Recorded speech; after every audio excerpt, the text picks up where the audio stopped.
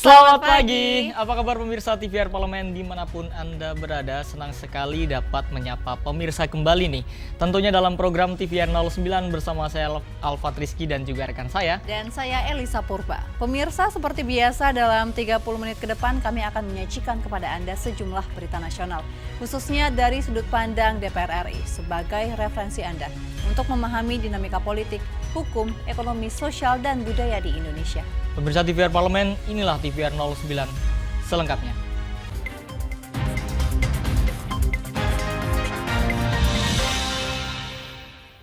Pemirsa, berdasarkan Global Data Consumer Survey pada kuartal kedua tahun 2021, Indonesia dicatat sebagai negara dengan tingkat konsumsi minuman berpemanis dalam kemasan atau MBDK tertinggi di Asia Pasifik. DPR RI mendorong pemerintah serius menangani permasalahan ini agar resiko obesitas, diabetes, hingga hipertensi, kematian ini juga dapat disebabkan oleh jantung koroner tidak semakin meningkat. Berdasarkan Global Data Consumer Survey pada kuartal kedua tahun 2021, Indonesia dicatat sebagai negara dengan tingkat konsumsi minuman berpemanis dalam kemasan atau MBDK tertinggi di Asia Pasifik. Komisi 9 DPR RI meminta pemerintah serius menangani permasalahan ini, karena konsumsi GGL berlebih dapat meningkatkan resiko obesitas, diabetes, hipertensi, hingga kematian akibat penyakit jantung koroner. Anggota Komisi 9 DPR RI Darul Siska mengatakan konsumsi GGL berlebih merupakan permasalahan lintas sektoral, sehingga kementerian dan lembaga di lintas sektor harus bekerja sama untuk mengatasi persoalan ini. Ia juga mendorong pembentukan pansus lintas komisi di DPR agar kerja pemerintah dalam menekan konsumsi GGL dapat diawasi secara komprehensif. Dampaknya menyebabkan penyakit tidak menular, tetapi berdampak terhadap biaya negara yang besar. Umpamanya tahun lalu, 2023, untuk pengobatan penyakit tidak menular yang disebabkan oleh konsumsi garam, gula, dan lemak yang berlebih itu, sudah 32 triliun setahunnya. Oleh karena itu, kita minta agar pemerintah lebih serius menanganinya. Perlu ada tim pengawas yang kemudian mendampingi dan sekaligus mengawasi kerja pemerintah. Bagaimana program-program tentang pengendalian GGL ini bisa dilakukan secara bersungguh-sungguh. Selain itu, Darul Siska mendorong pemerintah membentuk program kampanye nasional untuk menekan konsumsi GGL melalui peningkatan literasi dan kesadaran masyarakat terhadap pengendalian konsumsi gula, garam, dan lemak. Rifki dan Ridwan, TVR Parlemen melaporkan.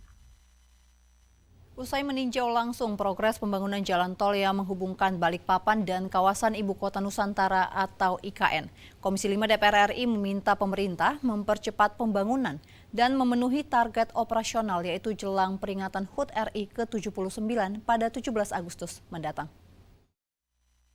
Meninjau langsung progres pembangunan jalan tol yang menghubungkan Balikpapan dan kawasan Ibu Kota Nusantara atau IKN, Komisi 5 DPR RI meminta pemerintah mempercepat pembangunan dan memenuhi target operasional, yaitu jelang peringatan HUT RI ke-79 pada 17 Agustus mendatang. Saat ini, progres pembangunan jalan tol IKN secara agregat telah mencapai 86%. Anggota Komisi 5 DPR RI Muhammad Iqbal menilai penyelesaian pembangunan ini masih membutuhkan kerja keras dan banyak biaya. Namun, ia meminta pemerintah menjaga komitmennya untuk merampungkan pembangunan tol IKN sebelum tenggat yang telah ditetapkan. Tol itu kan dibangun dalam rangka untuk mempersingkat akses untuk ke ibu kota negara. Tapi saya lihat tadi memang masih perlu banyak pembangunan lagi. Harapan saya dalam hal ini tentu kita harus bersabar karena mengapa? Dari satu sisi kita ingin membangun suatu kota, dalam hal ini sudah dilaksanakan, kemudian akses jalannya tentu itu memerlukan biaya yang cukup besar. Tentunya kita melihat tadi progresnya sudah cukup bagus dan memang untuk akses ke sininya ke dekat IKN-nya itu memang masih belum tolnya itu masih harus banyak diperbaiki lagi. Lebih lanjut, Iqbal menyebut pembangunan IKN telah disepakati secara politik dan diamanatkan oleh undang-undang. Karenanya, ia berharap pembangunan IKN terus berlanjut meski pemerintahan Presiden Joko Widodo akan segera berakhir pada Oktober mendatang. Dari Kalimantan Timur, Rizky Kurniawan, TVR Parlemen melaporkan. Pemirsa, DPR RI menilai pemerintah telah gagal melindungi data nasional dari serangan cyber. Dan informasi selengkapnya kami hadirkan usai jeda berikut ini. Tetaplah di TVR 09. We share the same ocean, a common heritage, and wisdom of the Pacific. A region with abundant potentials and playing a significant role in shaping regional and global architecture. We are among the most important maritime regions worldwide, influencing areas such as marine biodiversity, food and energy security, and international trade. The second meeting of Indonesia-Pacific Parliamentary Partnership aimed to strengthen the collaboration between parliaments in the region. We will build momentum for strengthening regional connectivity, providing an opportunity to create a better future for our people and the region.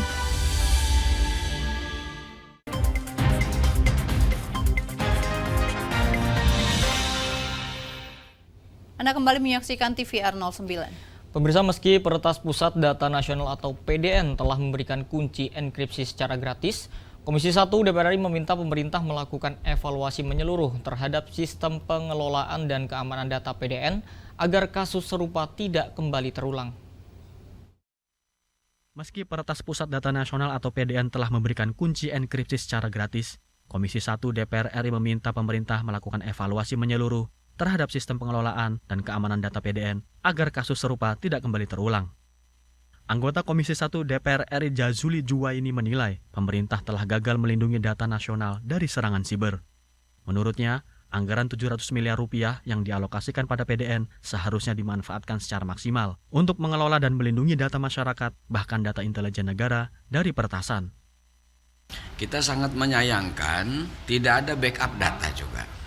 Mungkin dari sisi regulasi perlu diperbaiki, tetapi kita tidak boleh lagi mendengar ini itu alasan-alasan yang membuat seperti mereka itu tidak berdaya. Ini kan anggarannya juga tidak sedikit. Ya dia harus coba fokus lah. Ini kan masalahnya tidak sederhana. Lebih lanjut, Wakil Ketua Komisi 1 DPR RI Utut Adianto menilai pengelolaan data seharusnya dilakukan oleh sumber daya manusia yang kompeten. Karenanya, ia meminta pemerintah meningkatkan kualitas SDM di PDN demi melindungi data nasional. Ini kan data, ya dijaga. Mampu nggak kita? Ya orangnya disekolahin. Kalau orangnya disekolahin nggak ngerti, ya dibikin ngerti kan gitu. Problem di kita kayak gini kan yang ngerti orangnya tertentu, segelintir orang. Nah segelintir orang ini dijaga bener kualitas moralitasnya. Bondan Imana, TVR Parlemen melaporkan. Pemirsa, DPR RI menilai KPU sebagai mitra kerja Komisi 2 wajib melakukan konsultasi PKPU agar tidak ada spekulasi politis dan juga kontroversi setelah PKPU ditetapkan. Konsultasi adalah bagian dari mekanisme yang wajib ditempuh oleh KPU sebelum PKPU resmi diterbitkan pada tanggal 1 Juli yang lalu. Anggota Komisi 2 DPR RI Aminur Rahman menyebut DPR akan mendalami masalah peraturan Komisi Pemilihan Umum nomor 8 tahun 2024 yang terbit tanpa melalui proses konsultasi dengan DPR. Menurutnya, konsultasi adalah bagian dari mekanisme yang wajib ditempuh oleh KPU sebelum PKPU resmi diterbitkan pada tanggal 1 Juli lalu.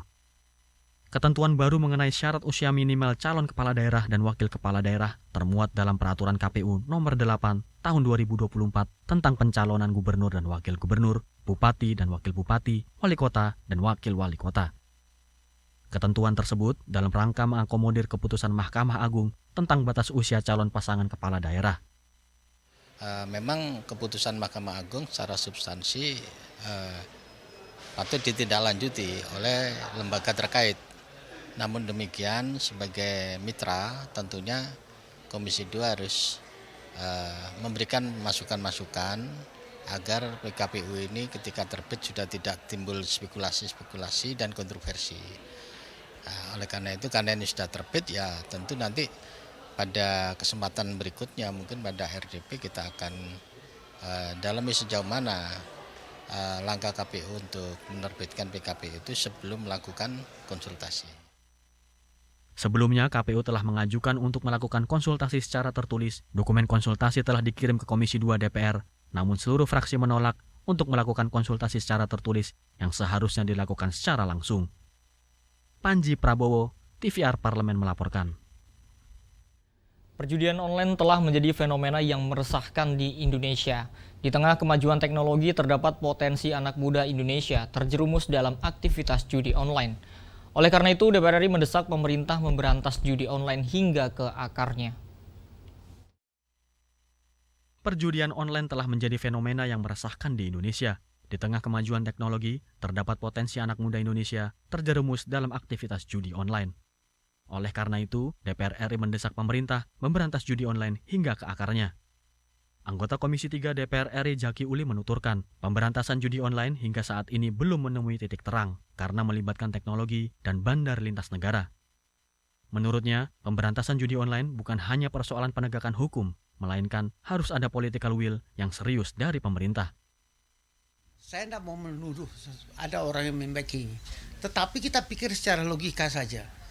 Bagaimana mungkin suatu usaha yang menghasilkan triliunan rupiah tiap hari bisa berjalan dengan mulus kalau tidak ada keamanan atau kejaminan keamanan mereka bergerak? Bagaimana mungkin? Logika saya itu berjalan. Itu artinya dia pasti ada yang mendukung, ada yang mensupport, ada yang bertindak sebagai keamanan terhadap mereka sehingga mereka bisa bergerak. Jangan ada yang menutupi. Itu yang paling penting. Kalau ada yang saling menutupi, saling menyalahkan, ya udah beginilah jadinya. Secara lempar transparansi, akuntabilitas. Lebih lanjut, Jaki menilai bebasnya pergerakan judi online tidak luput dari perlindungan para oknum yang tidak bertanggung jawab karena dapat memberikan keuntungan hingga miliaran rupiah. Hal ini menjadi sangat sulit ditindak jika pemerintah tidak tegas terhadap oknum-oknum tersebut. Fitian dan Bondan, TVR Parlemen melaporkan. Pemirsa, sistem penerimaan peserta didik baru atau PPDB tahun 2024 ternyata masih menjadi polemik bagi sebagian masyarakat. Sebaran sekolah negeri yang tidak merata ini adalah menjadi salah satunya. Dan informasi selengkapnya sesaat lagi, tetaplah bersama kami di TVR 09.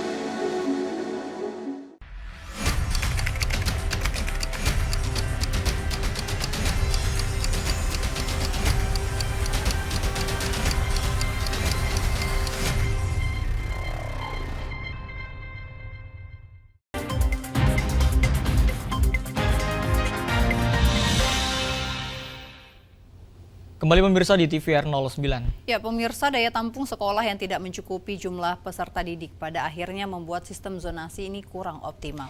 Tidak sedikit orang tua murid yang kecewa karena anaknya tidak dapat kuota untuk bersekolah di dekat rumah. Mari kita simak liputan mendalam yang telah dihimpun oleh tim redaksi TVR Parlemen berikut pemirsa dalam segmen editorial Parlemen. Untuk Anda.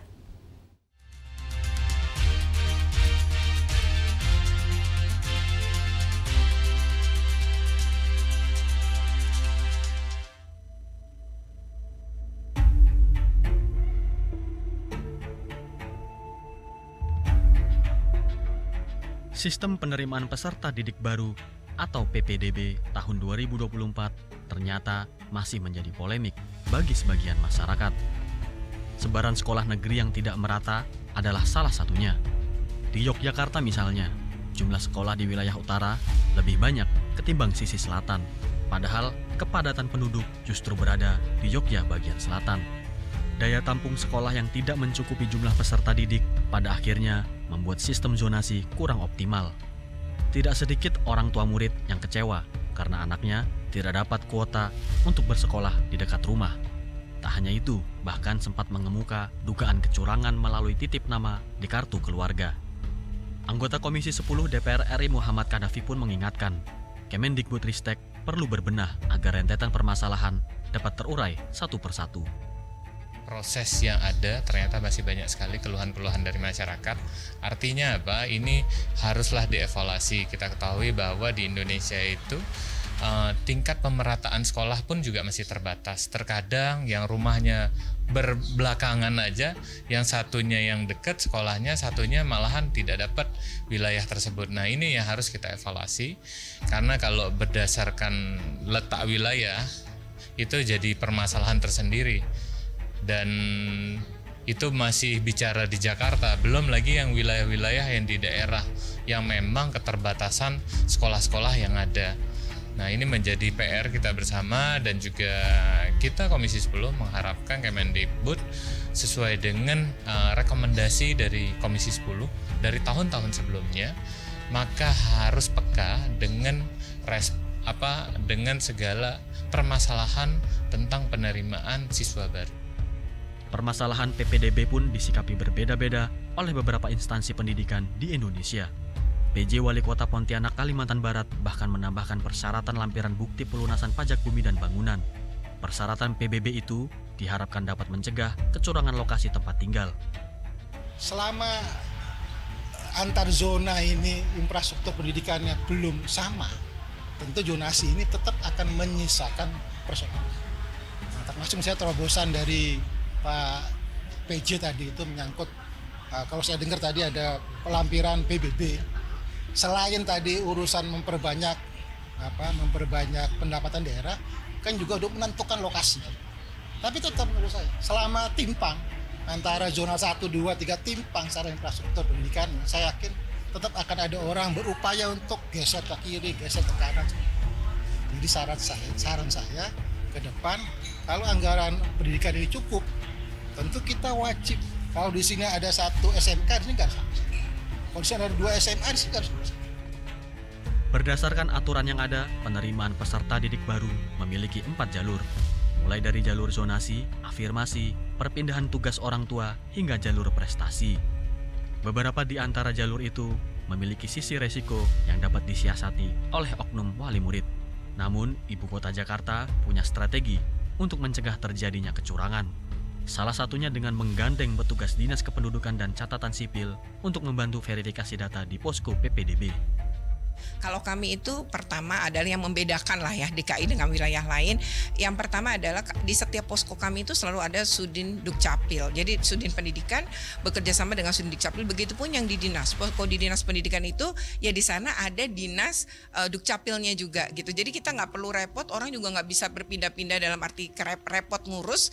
Kami segera bisa mengatasi ketika ada perbedaan atau masalah pada kartu keluarga dari calon peserta didik gitu. Terus yang kedua adalah mungkin kalau jalur perpindahan tugas orang tua tuh terjadi banyak perubahan. Di antaranya adalah harus menarik gitu ya kakak. Jadi si anak harus dipindahkan ya di DKI Jakarta dari luar kota. Nah, ini juga mengakibatkan hal yang banyak orang yang kemudian memanfaatkan jalur ini jadi nggak bisa. Makanya sekarang tuh jalurnya jadi PTO itu bisa adil. Dan yang ketiga, sebenarnya kami itu punya PPDB bersama ya. PPDB bersama sekolah swasta. Jadi bagi wilayah kelurahan maupun kecamatan yang tidak memiliki sekolah negeri SMP, SMA, dan SMK, kami membuka PPDB bersama pada lokasi-lokasi itu agar setiap anak bisa mengakses pendidikan di sekolah negeri. Transparan dan akuntabel menjadi aspek penting yang perlu diutamakan dalam sistem penerimaan peserta didik baru. Tujuannya agar setiap calon peserta didik mendapatkan haknya secara tepat. Dengan begitu, sistem PPDB akan berjalan optimal untuk memudahkan pendaftaran, bukan malah menjadi beban baru bagi masyarakat.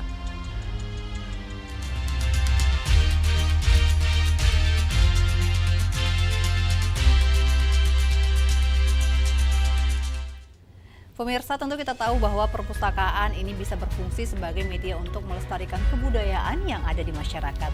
Ya, Elisa dan juga pemirsa, tidak hanya menjadi tempat penyimpanan dan tentunya membaca buku ya kalau kita misalkan kita ke perpus, tetapi juga terdapat banyak hal seru dan menarik yang bisa kita temukan nih pemirsa di perpustakaan, terutama perpustakaan DPR RI. Ternyata DPR RI juga punya perpustakaan ya? Punya dong, apalagi sudah tersertifikasi juga, Elisa. Wow, kita akan lihat nih apa saja hal menarik yang dapat ditemukan di perpustakaan DPR RI. Jangan kemana-mana tentunya, tetaplah di TVR 09.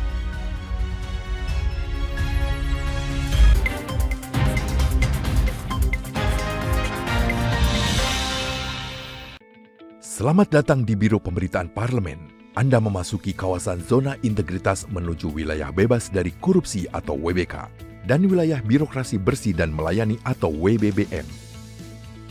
Biro Pemberitaan Parlemen berkomitmen penuh untuk mewujudkan wilayah bebas korupsi dan wilayah birokrasi bersih dan melayani.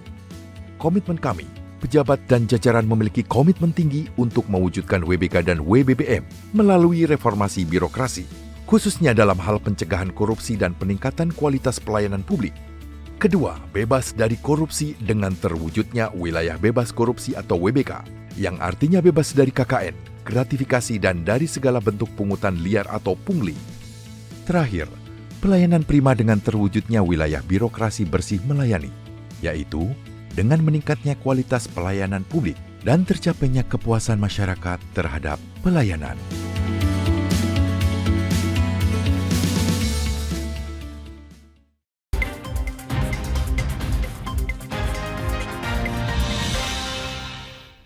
Anda kembali menyaksikan TVR 09. Ya, Elisa dan juga pemirsa, pemanfaatan teknologi ini sudah diterapkan di berbagai sektor ya, apalagi di era digital seperti sekarang ini. Ini salah satunya juga di perpustakaan DPR RI sudah menggunakan sistem klasifikasi DIWI atau Decimal Classification yang berfungsi untuk memudahkan kita dalam pencarian informasi. Nah, kabarnya nih perpustakaan DPR RI juga sudah terakreditasi A. Memiliki banyak kegiatan untuk meningkatkan literasi masyarakat. Ada diskusi buku, seminar, webinar, dan juga masih banyak lagi. Dan tanpa berlama-lama, mari kita saksikan tayangan hal seru dan menarik di perpustakaan DPR RI pada segmen Intips, informasi dan tips untuk Anda.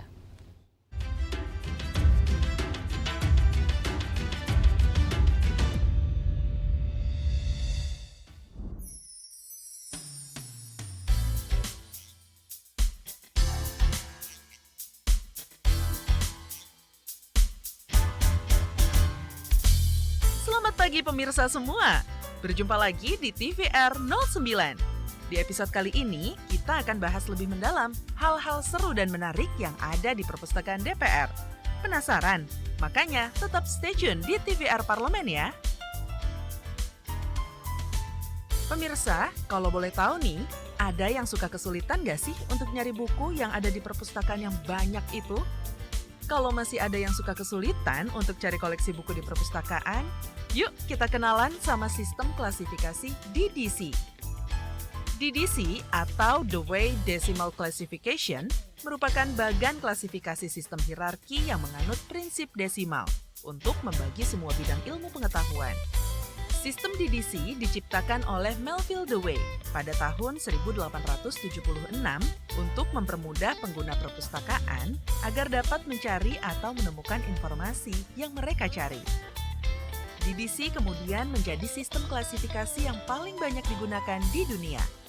Lebih dari 130 negara di dunia menggunakan DDC untuk mengatur dan menyediakan akses ke lokasi perpustakaan mereka, termasuk perpustakaan DPR RI. Oh ya, sistem klasifikasi kita mengikuti Dewey Decimal Classification, artinya DDC. Itu lumrah ya di perpustakaan di seluruh dunia. Ada dua sistem, DDC dan UDC. Nah, yang kita pakai yang DDC itu. Jadi itu pengkelasan buku berdasarkan subjek ilmuannya ya, mulai dari kelas 00 sampai 900. Jadi mulai kelas umum, kemudian ada kelas agama dan seterusnya, sosial, ilmu pengetahuan alam ya, artinya eksakta dan seterusnya, sejarah itu ada di sini. Ya. Karena telah menerapkan DDC sebagai sistem klasifikasinya, maka jika pemirsa berkunjung ke perpustakaan DPR, mencari buku ataupun koleksi perpustakaan lainnya bisa menjadi lebih mudah. Ya, sistem penelusurannya ini artinya pelayanan ya, kita terbuka. Jadi pengunjung, pemustaka itu bisa langsung datang ke rak mereka, memilih buku yang mereka inginkan ya. Walaupun kita sediakan juga katalog komputernya, jadi mereka telusur juga di komputer ya, database katalog kita. Kemudian mereka bisa cari langsung di di rak bukunya gitu. Pada era digital saat ini, perpustakaan dan pustakawan juga dituntut untuk bertransformasi dalam menyediakan layanan berbasis internet dan mengurangi penggunaan kertas atau paperless. Ya, mengikuti era digital, kita juga menyediakan koleksi-koleksi buku, majalah yang sudah dalam bentuk digital ya. Jadi, mengikuti perkembangan, buku-buku itu bisa langsung diakses dan dibaca via gadget ya, HP, komputer dan sebagainya.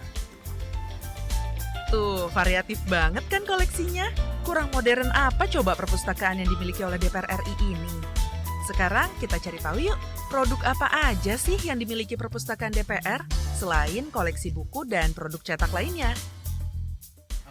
Jadi produk perpustakaan DPR itu tidak hanya berupa layanan langsung ya. Kita juga memproduksi misalnya berupa buletin, kemudian e-paper ya dalam bentuk guntingan e-paper berdasarkan subjek. Per hari itu kita kumpulkan ya. Subjeknya itu mengikuti komisi-komisi yang ada di sini. Jadi mulai dari komisi 1 misalnya luar negeri, itu kita tiap hari kita kumpulkan berita dari e-paper tentang luar negeri, sampai dengan komisi 11 anggaran itu kita kumpulkan berita-beritanya. Dari jawaban yang dipaparkan oleh Bapak Widya Calit, kita jadi tahu ya kalau peran perpustakaan itu sentral banget dalam membantu tugas kedewanan di DPR. For your information nih, perpustakaan DPR juga sering mengadakan kegiatan-kegiatan untuk meningkatkan literasi masyarakat loh. Apa saja sih kegiatannya? Oh ya, perpustakaan DPR melaksanakan beberapa kegiatan yang sifatnya bisa merupakan diseminasi informasi, bisa juga merupakan literasi ya. Jadi semacam promosi juga, promosi literasi, diseminasi informasi itu caranya dengan bikin antara lain kegiatan seminar, webinar ya, juga diskusi buku. Karena pelayanan dan seluruh aspek penyelenggaraan telah memenuhi standar nasional, perpustakaan DPR RI diganjar dengan akreditasi nilai A loh pemirsa. Patut kita acungi jempol nih. Oh ya, kebetulan perpustakaan DPR sudah terakreditasi. Sebelumnya kita baru-baru ini kita baru dapat ya akreditasi nilai A ya dari perpustakaan dari lembaga akreditasi perpustakaan nasional gitu. Kalau pemirsa membayangkan perpustakaan itu membosankan, bau debu, dan juga kuno, berarti pemirsa kurang update. Kesan pertama yang dirasakan waktu pertama kali masuk ke perpustakaan DPR RI itu, desainnya modern dan kekinian banget. Selain itu, koleksi bukunya juga update banget loh. Bikin betah deh berlama-lama baca buku di sini. Nah, untuk itu kita berusaha nih, mulai dari ruangannya kita buat senyaman mungkin. Kemudian desainnya juga kita buat kekinian gitu. Jadi tidak seperti bayangan orang tentang perpustakaan mungkin yang terlampau kaku gitu. Kita buat misalnya desain raknya itu melengkung. Kemudian kita buat banyak pojok-pojok untuk mereka bisa baca gitu. Dan kita usahakan buku-buku yang kita beli juga update gitu, mengikuti perkembangan ya. Buku-buku komputer itu kita beli. Buku-buku politik pasti, buku-buku hukum juga kita beli. Kita usahakan itu, jadi dari segi ruangan, gedung kita buat sekekinian mungkin, dan koleksi pun kita buat seupdate mungkin nih, selengkap mungkin. Yuk pemirsa, jangan sampai kudet nih karena kurang wawasan dan jarang baca buku. Kalau ada waktu, sempatkan datang ke perpustakaan DPR ya. Sekian dulu episode kali ini. Sampai jumpa di episode TVR 09 berikutnya.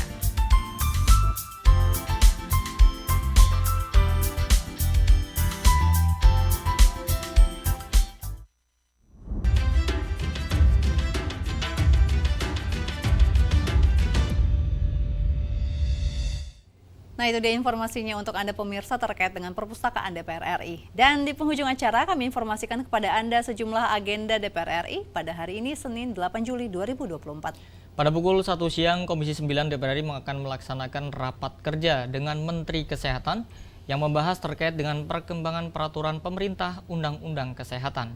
Lalu pada pukul 2 siang, ada Komisi 7 DPR RI akan melaksanakan rapat kerja dengan Menteri ESDM membahas rancangan peraturan pemerintah tentang kebijakan energi nasional. Dan pemirsa, tentunya sejumlah program DPR RI lainnya masih dapat Anda saksikan secara langsung di TVR Parlemen.